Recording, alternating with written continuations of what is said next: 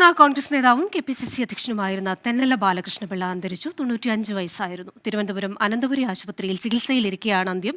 മൃതദേഹം നെട്ടയത്തെ വീട്ടിൽ പൊതുദർശനത്തിന് എത്തിച്ചിരിക്കുകയാണ്. പൊതുദർശനം അവിടെ തുടരുകയാണ്. നാളെ 1 മണിവരെ KPCC ആസ്ഥാനമായ ഇന്ദിരാഭവനിൽ പൊതുദർശനമുണ്ടാകും. തുടർന്ന് ഔദ്യോഗിക ബഹുമതികളോടെ ശാന്തി കവാടത്തിൽ സംസ്കാരം നടക്കും. മുതിർന്ന നേതാവിന്റെ വിയോഗത്തിൽ നേതാക്കൾ അനുശോചനം അറിയിച്ചു. കോൺഗ്രസ് രാഷ്ട്രീയത്തിലെ എൻ്റെ ജ്യേഷ്ഠ സഹോദരനായിരുന്നു അന്തരിച്ച ശ്രീ തെന്നല ബാലകൃഷ്ണൻ പിള്ള.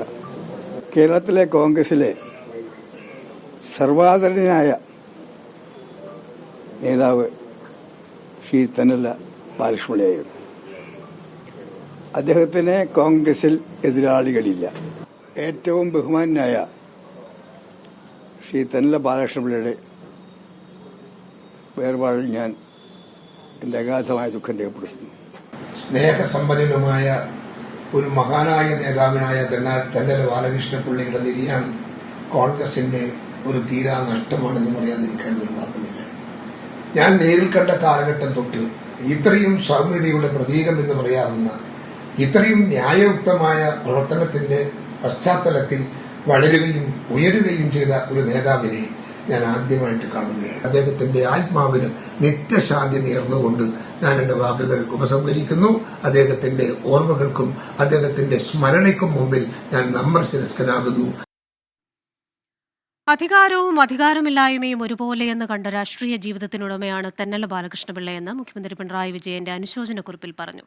വിവരങ്ങളുമായി ഉമേഷ് ബാലകൃഷ്ണൻ ചേരുകയാണ് തെന്നല ബാലകൃഷ്ണന്റെ നെട്ടയത്തെ വീട്ടിൽ നിന്ന്. ഉമേഷ്, കേരള രാഷ്ട്രീയത്തിൽ ഏറ്റവും സൗമ്യനായ ഒരു നേതാവാണ്. അദ്ദേഹത്തിന്റെ വിയോഗം എല്ലാ രാഷ്ട്രീയ പാർട്ടി നേതാക്കളെയും വളരെയധികം സങ്കടപ്പെടുത്തുന്നതാണ്. ഈ പറഞ്ഞതുപോലെ അധികാരവും അധികാരമില്ലായ്മയും ഒക്കെ ഒരുപോലെയാണെന്ന് അദ്ദേഹം തെളിയിച്ചു. 2001 ആ മിന്നുന്ന ജയത്തിലേക്ക് കോൺഗ്രസിനെ നയിച്ചതിന് ശേഷം 2004 അദ്ദേഹത്തോട് KPCC പ്രസിഡന്റ് പദത്തിൽ നിന്ന് മാറാൻ പറയുമ്പോൾ എപ്പോൾ രാജിവെക്കണമെന്ന് വളരെ സൗമ്യതയോട് ചോദിക്കാൻ അദ്ദേഹത്തിന് മാത്രമേ ആകൂ എന്ന് പല നേതാക്കളും പറഞ്ഞു കേട്ടിട്ടുണ്ട്.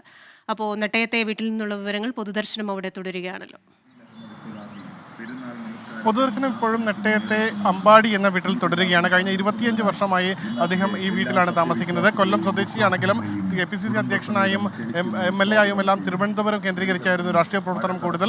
ആ സാഹചര്യത്തിൽ 25 വർഷം മുൻപ് തിരുവനന്തപുരത്തേക്ക് സ്ഥലം വാങ്ങി വീട് വെച്ച് താമസം തുടങ്ങുകയാണ് ഉണ്ടായത്. വീട്ടിൽ ഭാര്യ, മകളുടെ ഭർത്താവ്, കുടുംബം എന്നിവരാണ് ഉണ്ടായിരുന്നത്. എന്തായാലും നാളെയാണ് സംസ്കാര ചടങ്ങുകൾ. അതിന് മുന്നോടിയായി പൂർണ്ണ ഔദ്യോഗിക ബഹുമതികളുടെ സംസ്കാര ചടങ്ങുകൾ നടത്തണമെന്നാവശ്യപ്പെട്ടുകൊണ്ട് നിർദ്ദേശിച്ചുകൊണ്ട് മുഖ്യമന്ത്രിയുടെ ഓഫീസിൽ നിന്ന് ഇപ്പോൾ ഉത്തരവും പുറത്തിറങ്ങിയിട്ടുണ്ട്. ഒപ്പം സർക്കാരിനും രാജ്യസഭാ ചെയർമാനും വേണ്ടി ഈ സംസ്കാര ചടങ്ങുകൾ ഏകോപിപ്പിക്കാൻ ജില്ലാ കളക്ടറെയും ചുമതലപ്പെടുത്തിയിട്ടുണ്ട്.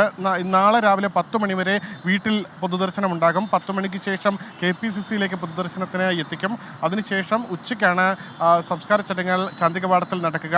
സംസ്കാര ചടങ്ങുകൾ ശാന്തി കവാടത്തിൽ പൂർണ്ണ ഔദ്യോഗിക ബഹുമതികളോടെ നടക്കും. ക്രിസ്റ്റീന. ശരി, ഉമേഷ് ബാലകൃഷ്ണനാണ് തെന്നല ബാലകൃഷ്ണന്റെ നെട്ടയത്തെ വീട്ടിൽ നിന്ന് വിശദാംശങ്ങൾ നൽകിയത്.